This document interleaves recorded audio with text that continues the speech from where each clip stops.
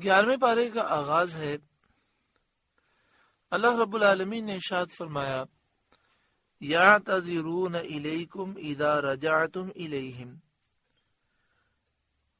تم سے بہانے بنائیں گے جب تم ان کی طرف لوٹ کر جاؤ گے،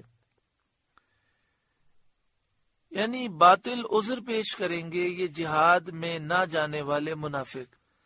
جب تم سفر سے واپس ان کے پاس جاؤ گے تو جھوٹے بہانے بنائیں گے۔ قل لا تعتذروا لن نؤمن لکم، اے محبوب آپ فرمانا بہانے نہ بناؤ، ہم ہرگز تمہارا یقین نہ کریں گے۔ قد نبأنا اللہ من اخبارکم، اللہ نے ہمیں تمہاری خبریں دے دی ہیں۔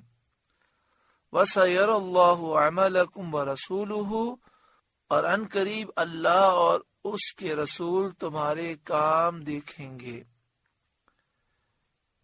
یعنی تم نفاق سے توبہ کرتے ہو یا اس پر قائم رہتے ہو۔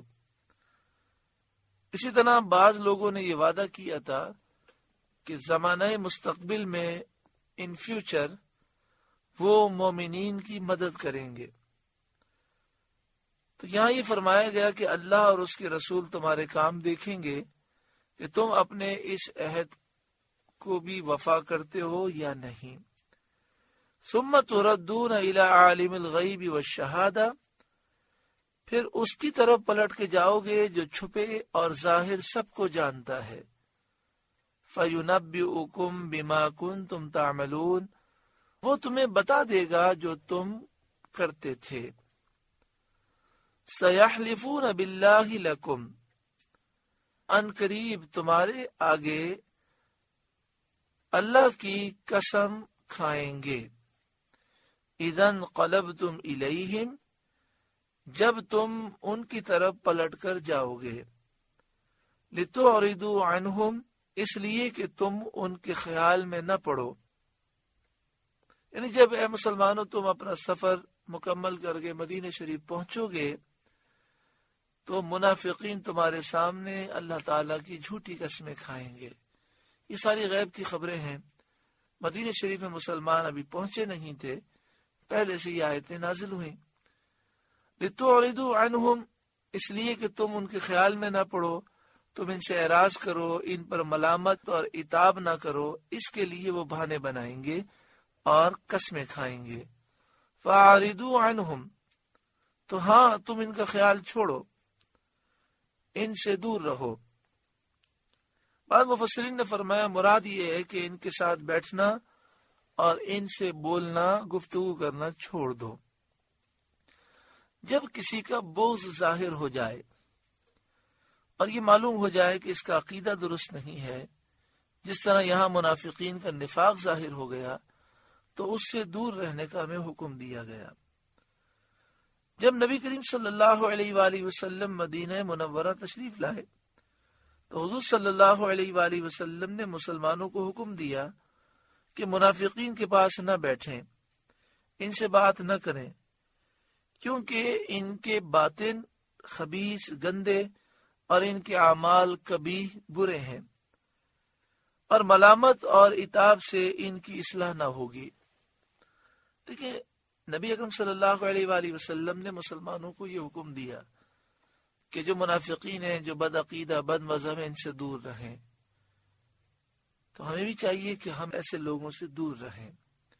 انہم رجسن، وہ تو نرے پلید ہیں، تو پلیدی کے پاک ہونے کا کوئی طریقہ نہیں۔ انہم رجسن، وہ تو بالکل پلیدی ہیں، ناپاکی ہیں، گندگی ہیں۔ اب گندگی کو پاک کرنے کا کوئی طریقہ نہیں تو گندگی سے دور ہو جاؤ۔ وَمَأْوَاهُمْ جَهَنَّمْ، اور ان کا ٹھکانہ جہنم ہے۔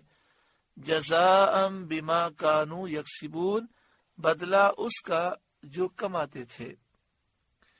یعنی دنیا میں جو خبیث وہ اعمال کرتے تھے، یہ اس کا بدلہ ہے۔ اس کا شان نزول یہ ہے کہ حضرت عبداللہ بن عباس رضی اللہ تعالی عنہما نے فرمایا، یہ آیت جد بن قیس، معتب بن قشیر اور ان کے ساتھیوں کے بارے میں نازل ہوئی۔ یہ 80 منافق تھے، 80۔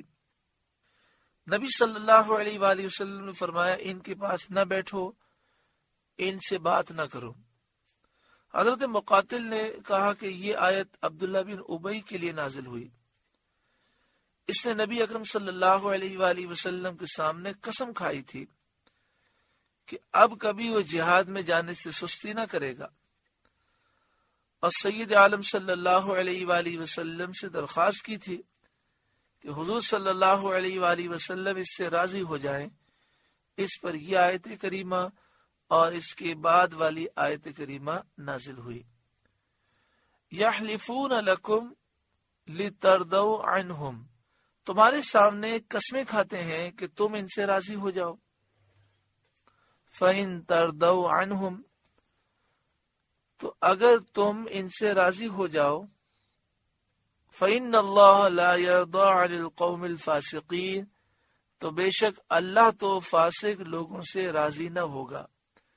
یعنی اے مسلمانوں، اگر تم ان کے عذر قبول بھی کر لو، اس سے انہیں کچھ نفع نہ ہوگا، کیونکہ تم اگر ان کی قسموں کا اعتبار بھی کر لو تو اللہ تو ان کے دل کے حال کو جانتا ہے، ان کے کفر نفاق کو، اور جو حضور کی گستاخی ان کے دلوں میں بھری ہے اللہ جانتا ہے، تو اللہ ان سے ہرگز راضی نہ ہوگا۔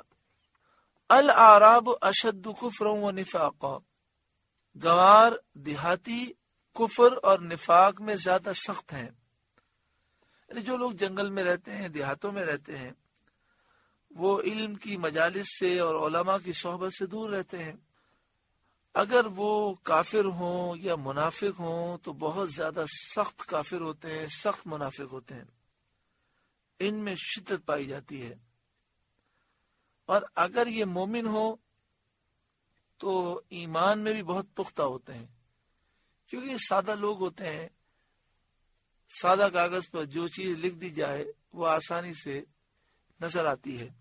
اگر ان کی اصلاح ہو جائے اور یہ ایمان لے آئیں تو ایمان میں پختہ ہوتے ہیں، اور اگر کافر ہوں یا منافق ہوں، بدعقیدہ ہوں تو اس میں پختہ ہوتے ہیں۔ اسی لیے آج کل یہودی عیسائی مشنریز اور قادیانی اور دیگر جو گستاخ ہیں، بے ادب ہیں، اولیاء کے گستاخ ہیں، جو صلاۃ والسلام کے منکر ہیں، محفل میلاد کے منکر ہیں اور اہل سنت کے مخالف ہیں، وہ پوری کوشش کر رہے ہیں کہ دیہاتوں میں اور جنگلوں میں کام کریں، ان کے غریب بچوں کو وہ اپنے مدرسوں میں داخل کرتے ہیں، اپنے مشنریز میں داخل کرتے ہیں، ان کے والدین کو پیسے دیتے ہیں، پھر ان کو جو وہ پلا دیتے ہیں وہ پی لیتے ہیں، اور انہیں پھر وہ دہشت گرد بناتے ہیں، اسلام کا منکر بناتے ہیں، اہل حق کا مخالف بناتے ہیں۔ تو ہمارے لوگوں کو اس طرح بھی توجہ دینی چاہیے۔ شہروں میں تو الحمدللہ کئی شہروں میں اہل سنت کی بہت سے علماء کام کر رہے ہیں، لیکن غریب علاقوں میں یہ مسائل ہیں۔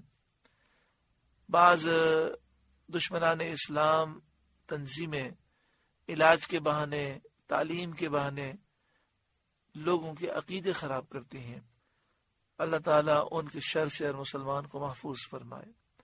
الاعراب اشد کفر و نفاقا، دیہاتی گوار کفر اور نفاق میں زیادہ سخت ہیں۔ وَأَجْدَرُ أَلَّا يَعْلَمُ حُدُودَ مَا أَنزَلَ اللَّهُ عَلَى رَسُولِهِ، اور اسی قابل ہیں کہ اللہ نے جو حکم اپنے رسول پر اتارے اس سے جاہل رہیں۔ وَاللَّهُ عَلِيمٌ حَكِيمٌ، اور اللہ علم و حکمت والا ہے۔ وَمِنَ الْأَعْرَابِ مَن يَتَّخِذُ مَا يُنْفِقُ مَغْرَمًا، اور کچھ گنوار دیہاتی وہ ہیں کہ جو اللہ کی راہ میں خرچ کریں اسے تاوان سمجھیں، کیونکہ وہ جو کچھ خرچ کرتے ہیں اللہ کی رضا کے لیے اور ثواب کو طلب کرنے کے لیے تو کرتے نہیں۔ یہ منافقین ہیں، دیہاتی ہیں لیکن منافقین ہیں، تو وہ ریاکاری کی وجہ سے خرچ کرتے ہیں اور مسلمانوں کے خوف کی وجہ سے خرچ کرتے ہیں، تاکہ مسلمان یہ نہ سمجھ لیں کہ یہ منافق ہے، تو یہ اس خرچ کو بوجھ سمجھ کے خرچ کرتے ہیں۔ وَيَتَرَبَّصُ بِكُمُ الدَّوَائِرَ، اور اے مسلمانوں تم پر گردشیں آنے کے انتظار میں رہیں، یعنی یہ انتظار کرتے ہیں کہ مسلمانوں کے حالات کب بگڑتے ہیں، یہ راستہ دیکھتے ہیں کہ کب مسلمانوں کا زور کم ہو جائے اور کب مسلمان مغلوب ہو جائیں۔ انہیں خبر نہیں کہ اللہ کو کیا منظور ہے۔ علیہم دائرۃ السوء، انہی پر ہے بری گردش، یعنی یہی رنج میں، بلا میں اور بدحالی میں گرفتار ہوں گے۔ یہ آیت قبیلہ اسد، غطفان اور تمیم کے دیہاتیوں کے بارے میں نازل ہوئی۔ پھر اللہ تعالیٰ نے ان قبیلوں میں سے چند دیہاتیوں کو مستثنیٰ کیا، جس کا ذکر اگلی آیت میں ہے۔ واللہ سمیع علیم، اور اللہ سننے والا، جاننے والا ہے۔ ومن الاعراب من یؤمن باللہ والیوم الآخر، اور کچھ گاؤں والے وہ ہیں جو اللہ اور قیامت پر ایمان رکھتے ہیں۔ حضرت مجاہد نے فرمایا کہ یہ بنی مقرن ہیں، اور کلبی نے کہا کہ وہ اسلم اور غفار اور جوہینہ کے قبیلے ہیں۔ یعنی یہاں پر چند قبیلوں کا ذکر ہے، چند دیہاتیوں کا ذکر ہے کہ جو سچے دل سے اللہ اور قیامت پر ایمان رکھتے ہیں۔ وَيَتَّخِذُ مَا يُنْفِقُ قُرُبَاتٍ عِنْدَ اللَّهِ وَصَلَوَاتِ الرَّسُولِ، اور جو خرچ کریں اسے اللہ کی نزدیکیوں اور رسول سے دعائیں لینے کا ذریعہ سمجھیں۔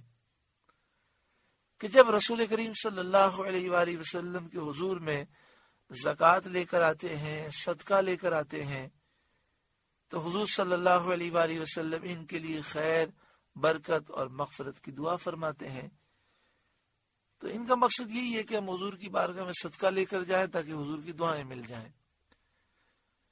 کہ پیارے آقا صلی اللہ علیہ وآلہ وسلم کا یہی طریقہ تھا، اور یہی فاتحہ کی اصل ہے کہ صدقے کے ساتھ دعائیں مغفرت کی جاتی ہے۔ جو ایصال ثواب کی محفل ہوتی ہے، فاتحہ ہوتی ہے، اس میں یہی ہوتا ہے۔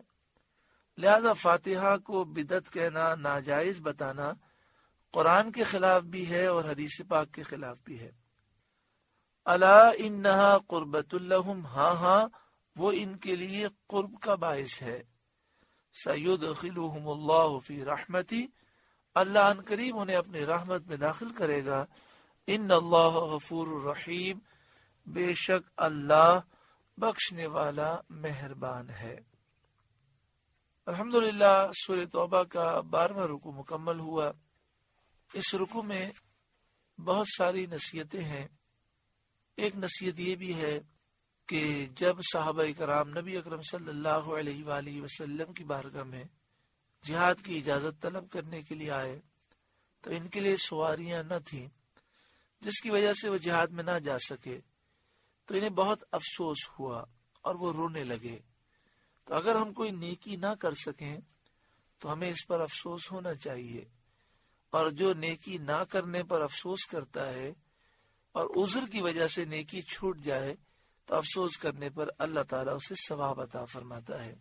دوسری بات یہ ہے کہ کوئی اگر دین کی خدمت کرے، مدرسے کی، مسجد کی، کوئی کنواں کھدوائے، کوئی غریب کے علاج کے لیے پیسے دے، ہمیں اسے دعاؤں سے نوازنا چاہیے اور ایسے لوگوں کی حوصلہ افزائی کرنی چاہیے، اس کے مال میں برکت کی دعائیں کرنی چاہیے کہ یہ نبی اکرم صلی اللہ علیہ وآلہ وسلم کی سنت مبارکہ ہے کہ جب حضور کے سامنے کوئی بھی صحابی مال خرچ کرتے تو حضور انہیں دعاؤں سے نوازتے۔ اللہ تعالی ہم سب کے قلوب کو روشن اور منور فرمائے۔